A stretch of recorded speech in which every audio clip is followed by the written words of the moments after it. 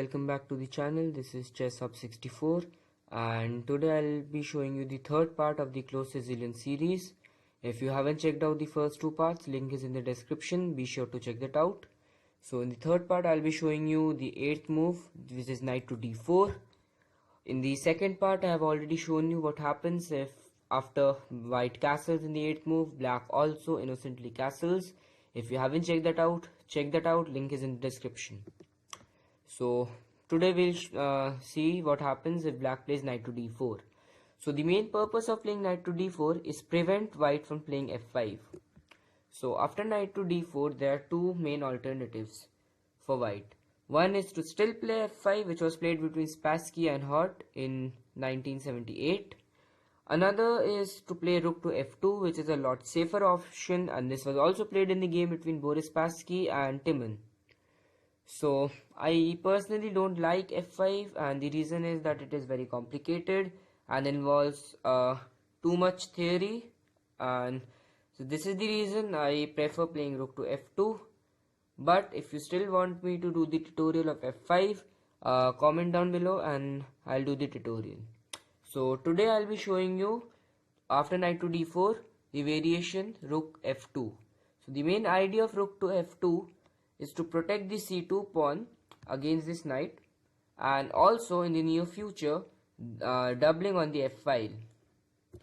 After rook to f2, this game is between Boris Spassky and Timon, and after rook to f2, well, if he takes on e4, if he takes on f4, then white can just take, knight takes on f4, and this is slightly better. So coming back, Timon actually played h6 in this situation. Spassky played bishop to e3, e takes on f4, knight takes on f4, short castle, queen to d2, f5, rook a f1, doubling on the f file, king to h7, knight c to d5, f takes on e4, and here Spassky actually played bishop takes on e4, but the best move here and what you should play is knight takes on e7. After knight takes on e7, queen takes on e7, white actually plays knight takes on g6, and this runs into a very long and forced variation. So the variation is as follows. So after knight takes on g6, king takes on g6, rook f8, bishop takes on f8, bishop into e4 check.